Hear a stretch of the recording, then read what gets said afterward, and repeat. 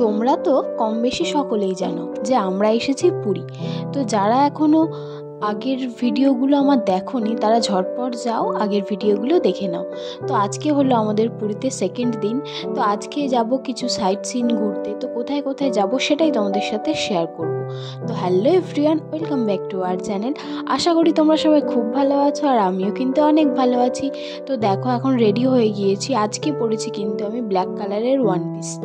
তারপরে তো আমাদের রুমের সামনে গাড়ি চলে আসলো, আর এখন বাজে ঘড়িতে ঠিক 7:30। আমাদের টাইম দেওয়া হয়েছিল 7টায়, তো আধ ঘন্টা লেট করেছে গাড়ি। তো 7:30 বাজে এখন। তো দেখো আমরা সকলেই গাড়িতে উঠে বসে গিয়ে তারপর আমাদের গাড়িটাও ছেড়ে দিল। তো ছাড়তে ছাড়তে পাশে ফিরে দেখি যে সমুদ্রটা কত সুন্দর লাগছে, জাস্ট অসাধারণ। আজকের স্পট কননাকের মন্দির, ধবলগিরি, উদয়গিরি, খণ্ডগিরি, লিঙ্গরাজের মন্দির, আর তারপরে রয়েছে নন্দনকানন। তো ফার্স্ট স্পট আমরা চলে এসেছি কোনানকের মন্দিরে। তো চলো ভেতরে যাওয়া যাক। আর বাইরে ছিল কিন্তু প্রচণ্ড রোদ।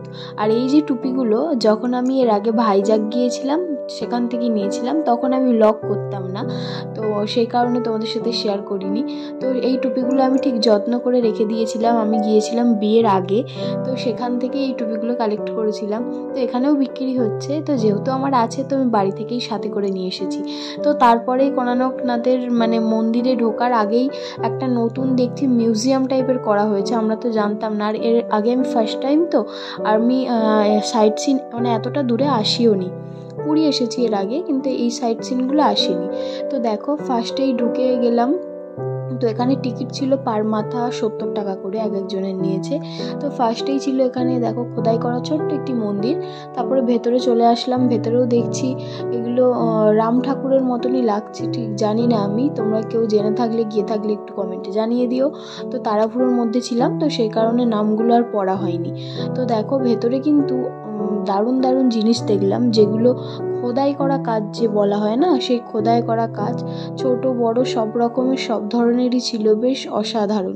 তো দেখো এখানে একটু স্টাইল করে আমিও দাঁড়াতে যাচ্ছিলাম, বাট ভিডিওটা বন্ধ করে দিয়েছিল তখন, নাহলে আমি অনেক রকমের ছবি স্টাইলে তুলেছি যেরকম ওরা দাঁড়িয়েছিল সেই ধরনেরই। তো তারপরে দেখো এখানে চাকার সব থেকে যেটা ভালো লেগেছে আমার, এই যে সামনে যে এটা জাহাজ, তো এই জাহাজ ময়ূরপঙ্খী জাহাজ খুব সুন্দর লেগেছে। তো তারপরে ভেতরে তো এখানে এলইডির মাধ্যমে সব কিছুটা দেখানো হচ্ছে, কিন্তু আমাদের অত বসলে অনেকগুলো স্পট যেহেতু ঘুরবো টাইম নেই।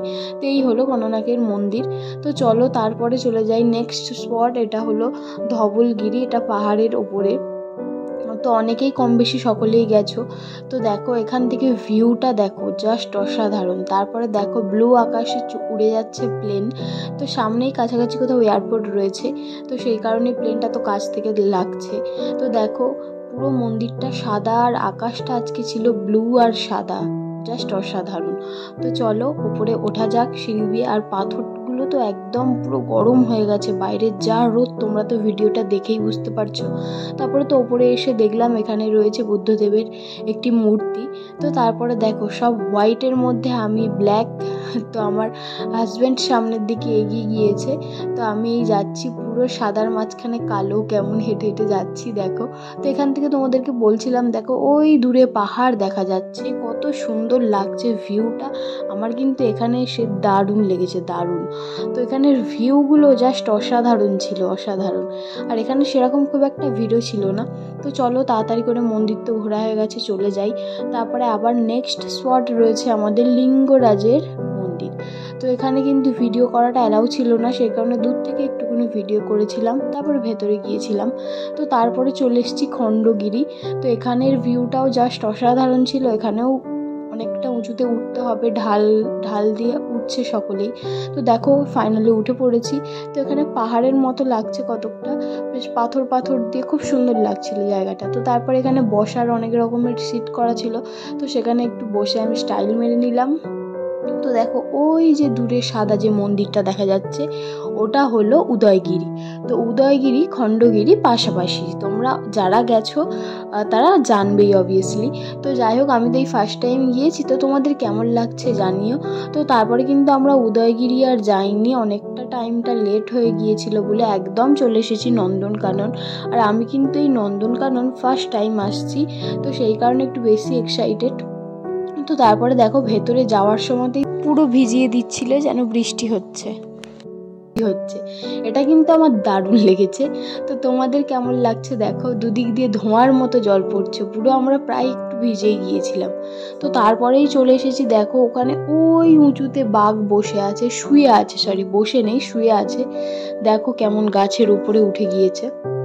তো এখানে কিন্তু এতগুলো যে স্পট ঘুরলাম সব থেকে ভিড় এখানেই, মানে নন্দনকাননেই। তো চলো তারপরে দেখতে যাচ্ছি আমরা সাদা বাঘ। তো এখানে বাঘেদের এরিয়া করা আছে, মানে ভাগ ভাগ করা আছে। তো দেখো ওই যে দূরে দেখো আমি মার্ক করে দিয়েছি, তো দেখা যাচ্ছে দূরে কি বড় সাদা বাঘটা আসছে জানো তো। তো আমি তো সামনে থেকে দেখছি, সেই ছোটবেলায় মায়েদের সাথে চিড়িয়াখানায় গিয়ে দেখেছিলাম, তারপরে এই দেখছি। আমি শুনেছিলাম এর আগে নন্দনকাননে এরকম ছাড়া থাকে, তো যাই হোক চোখের সামনে এই দেখছি, এতদিন পর, অনেক ছোটবেলায় দেখেছিলাম। তো তারপরে দেখো সিংহ, এখানে দুটো সিংহ শুয়ে রয়েছে। তো তারপরে তো এই সিংহটা উঠলো আর ওই সিংহটা হাই তুললো। তো তারপরে দেখো এখানে অনেক আবার যে সামনে চলে এসেছি আবার বাঘ, মানে এখানে প্রচুর বাঘ ছিল, প্রচুর, মানে এত যদি মানে খুব আস্তে আস্তে একটা একটা করে যদি ভিডিও করে দেখায় অনেক বড় হয়ে যাবে। তো তারপরে দেখলাম এখানে হাতি অনেকটা দূর ছিল, আমি জুম করেছিলাম বলে একটু হালকা ফেটে মতো গিয়েছে। তো তারপরে দেখো এখানে ডাইনোসর, আমাদের বিলুপ্ত প্রাণী। তো ডাইনোসরের পায়ের ভেতর থেকে আমরা যাচ্ছি, পায়ের ফাঁকের ভেতর থেকে। ভেতরে রয়েছে বিভিন্ন রকমের সাপ, যেগুলো আমি ফার্স্ট টাইম এত সামনে থেকে দেখলাম। তো এইটা হলো একটা বড় গিরগিটি, এত বড় গিরগিটি আমি তো কোনোদিনও দেখিনি। তোমরা দেখেছো নাকি অবশ্যই জানিও। তো এই কচ্ছপ তো সবাই কম বেশি দেখে থাকে, আমিও দেখেছি কচ্ছপটা, এখানে কমন ব্যাপার কচ্ছপটা। তো তারপরে চলো দেখবো সাপ। তো এখানে কত বড় যে সাপ তোমরা মানে ধারণা করতে পারছো না। সরি ফার্স্টে রয়েছে এখানে কুমির। তো কুমিরটা কত বড়, এখানে কিন্তু অনেক ধরনের কুমিরও আমরা দেখেছি। তো এই দেখো এই হচ্ছে সাপ, কত রকমের যে সাপ ছিল, আর প্রচন্ড ভিড় ছিল। এই দেখো এখানের ওপরেও শুয়েছিল একটা সাপ। তো তারপরে এই দেখো আবার চলে এসেছি কুমির, দেখে যেন মনে হচ্ছে মরা কুমির, কিন্তু না, জ্যান্ত। তো তারপরে দেখো এখানে লেখা আছে আই লাভ নন্দনকানন। তো তারপরে চলো এখানে আবার পাখির এরিয়ায় চলে এসেছি। এটা কি পাখি বেশ আমি ভুলে গেছি নামটা। তো তারপরে দেখো এখানে কিন্তু অনেক ময়ূরও দেখেছি আমরা, প্রচুর ময়ূর ছিল। আর ময়ূরগুলো কি ডাকছিল, কত সুন্দর ডাকছিল, তোমাদেরকে শোনাবো, একটুকুনি আমি ক্যাপচার করেছিলাম। তো চলো তোমাদেরকে শোনাই ময়ূরটা কত সুন্দর ডাকছে।